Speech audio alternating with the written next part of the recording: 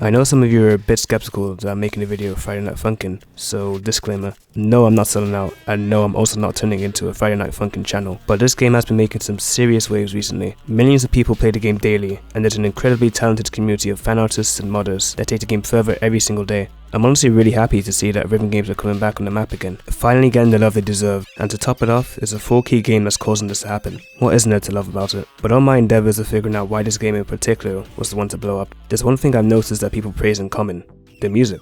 And, well, considering rambling about music and rhythm games is kinda my thing, I decided, you know what? Let's see what all the fuss is about. For people to like the music this much, it must be a good listen. I didn't go in expecting the high levels of composition or anything, but I definitely went in with the expectation that the OST would be full of bangers, judging from the way everyone was talking about it, and at the very least it would get my head moving a little bit. So from there I sat down and listened to the entire soundtrack while I was waiting to get my haircut, and I was pretty impressed, is what I would say, but of course I'm not a liar. In all honesty, I was pretty disappointed in my first listen. Like, don't get me wrong, I definitely don't think it was bad, but there was just nothing exciting about any of the tracks I listened to. They all felt so, what's the word? Generic. The instrumentals were okay, I guess. They just weren't very engaging, and I found the voices extremely grating. But all of what I just said is precisely why I have to give this soundtrack some credit. See, after listening, I realized that this soundtrack is actually perfect for the type of game that's been delivered. And the biggest thing I attribute that credit to are, in fact, the voices. The one thing that I could not stand while listening actually turned out to be one of the biggest reasons I kept listening without even knowing. Not only that, but it's also one of the biggest reasons it works so well as a rhythm game soundtrack. And it's just what gives the soundtrack so much charm. Let me explain in a bit more detail. 3, 2, 1, go! See, when it comes to game soundtracks, you want to make sure the emotions and pace the music expresses matches with the mood or whatever scene or level you'll be presented in. For example, if I gave you the random soundtrack of some obscure game you've never heard of, and I told you to tell me which one is the final boss's soundtrack, you'd likely be able to tell me quite quickly. Those sort of tracks do a very good job of giving off that feeling of finality and grandiose, and they're usually very high energy, so that would probably be the main factor in your search. Game soundtracks are normally made after the level has been created, and after the story and visuals have been made to ensure you really capture the essence of that scene. And if everything is done right, the music becomes a huge part of what makes that level a good level. In your standard commercial rhythm game, where the main focus is the music, there is no initial scene to match, which means the music would be the first thing that has to be picked. But if your game has impressive visuals and some sort of storyline, like Friday Night Funkin' does, then the former applies. Since we're focusing solely on the music though, let's assume the latter does indeed apply. This then begs the question, what makes a good song for a rhythm game level? Well, it depends on the difficulty of the level you're creating. If you're creating a level for experts, you probably don't want to calm ambience back in it. And likewise, you certainly don't want to have a super intense 250 BPM speedcore if the level is intended for beginners. That is, unless there'll be multiple difficulties for that same song. In which case, that build-up of difficulty actually makes the set of charts more satisfying to play through, since you see all the interpretations of that one song.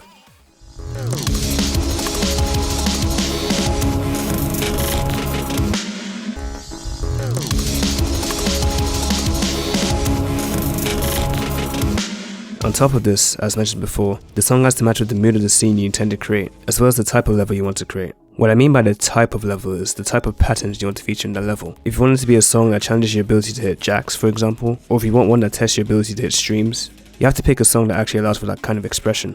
What if, though, you wanted to test both of those patterns in the same song? This leads to something that tends to be overlooked in smaller rhythm games, picking songs that avoid repetition. Now, there are cases where you deliberately target repetitive songs in an attempt to test a player's consistency at certain patterns. Levels where this is the main focus are usually called stamina charts, which I'm sure is self-explanatory. But when you aren't doing this, which in particular is when you aren't targeting players that are at the skill level where you can test pattern consistency, you want to make sure you pick a song that doesn't completely bore the player. After all, it's a rhythm game, so you want to make sure there's enough variance in the rhythms and timing of a song to ensure the players are kept on their toes regardless of difficulty. And as I said before, this then allows for a more suitable range of patterns that you can choose to map with that song. For more difficult levels, it can be hard to find a song in this category, since not only would you have to pick a song that can suit a very wide range of patterns, you'd also have to pick a song at a suitable pace to ensure it's challenging enough for that specific pattern. You may also have to map multiple layers of the song to add even more difficulty, which some songs just don't have enough of in the first place. An easy way to think about it is with an example of a classical song. What sounds like it has more potential for difficulty? A duet, which uses 2 pianos,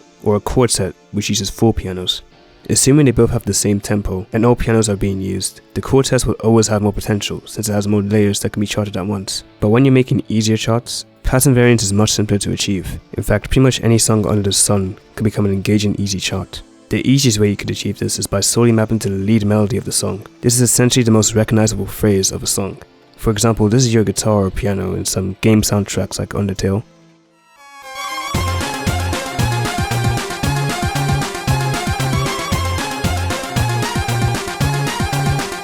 That one riff that gets stuck in your head in certain pop songs.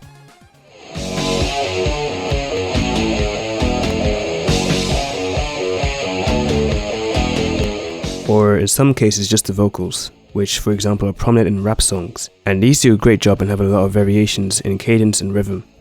Like a computer must be in my jeans. I got a laptop in my back pocket. My pinnacle walk when I hat cock it. Got a fat nap from that rat profit. See what I'm getting at? As you may have guessed, this is exactly the case for Friday Night Funkin'. If I remember correctly, not a single note in any of the weeks or mods I've seen maps to its respective background instrumental in the slightest. In this game, it's all about the boyfriend's voice. It's not like this is anything crazy though. Many commercial rhythm games have this style of focusing on one aspect of the music, like Guitar Hero with its instrument selection. But what is special is having not one instrument, but two of them at all times. This is the case with Guitar Hero's band function as well, but it's much more apparent with Friday Night Funkin' since, unlike Guitar Hero, it's not an option. There will always be an opponent you duel against in every level, and each opponent has a different distinct voice that complements the song being played in different ways. A good example of this is in the official game, where both voices in the level are used to create an awesome kind of harmony that you otherwise wouldn't have expected. For example, here in week 4,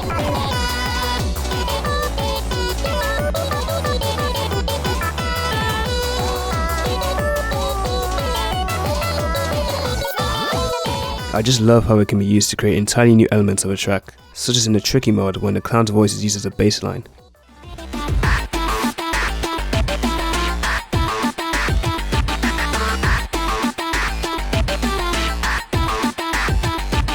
Using different voices to the song's advantage gives each track its own unique personality that you otherwise wouldn't see in your standard rhythm game, which makes each level even more memorable as a result. Think of times you're able to recognize what song is playing simply by the background art of a map, or a chart in whatever rhythm game you usually play. That exact phenomenon happens here. You can easily attribute each voice to each character once you hear it a couple times, which subsequently matches that song with the entire week as a whole. On top of that, a decent variety of backing instrumentals are used at a certain level of intensity. In the first week, for the very first track, you can see it's a much slower, old school breakbeat.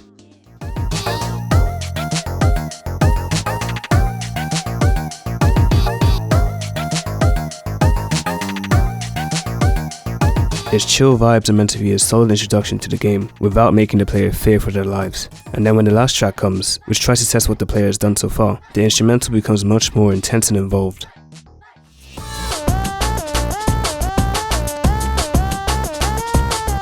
This is even more so the case as you progress through the other weeks. Combining these two aspects, I think that's the reason the soundtrack works so well, despite it not exactly matching up to my initial expectations. After collecting my thoughts on the music as a whole, I've actually started enjoying the stuff that comes from this game. Right now my favorite mod is, by far, Smoke 'em Out.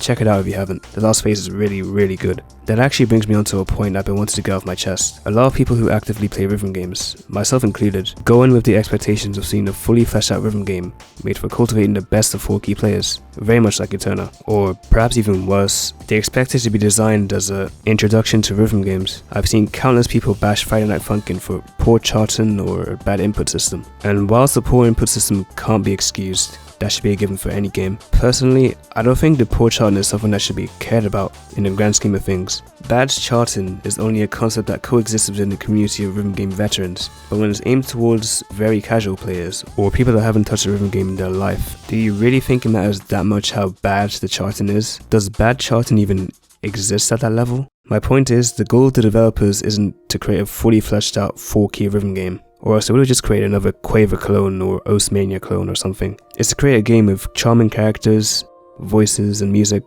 battles, and a somewhat lacking but still fun plot. And rhythm gameplay is used to complement this in a subtle way. The charting draws attention to the voices, which draws immediate attention to the characters, which makes people invested in each character, and they then end up exploring more and more about said character. Repeat for every week, every level, every mod, and before they know it, they're a fully fledged Friday Night Funkin' fan. I'm excited to see how far this game can go. Things are only looking up for its future with how popular the modding community is, and also the amount of features that will be added to the full ass game. sometimes I forget this game isn't actually aimed for kids. Personally, I'll probably wait until that comes out before touching Friday Night Funkin' again, since honestly it's not for me. I'll only play if a Sparrow Knights mod is ever made for the game, which probably will never happen, but a man can dream. Anyways, that was just a short little vid before another History of Rhythm Game Artists comes out. My next one will be on Lapix, but it will probably take a while because exam season is hitting its peak. So if you want to hear about that, subscribe to get notified. It helps the channel out a lot, and we're getting close to 100 subscribers, which may not seem like much in the grand scheme of YouTube, but I'm truly thankful almost 100 people enjoy my content in some way. Just think about how many people that is. Pretty insane if you ask me. If you disagree with anything I said in the video, then leave a comment. And if I don't know, ruined your day, feel free to leave a dislike. Thanks for watching, and I'll catch you in a bit.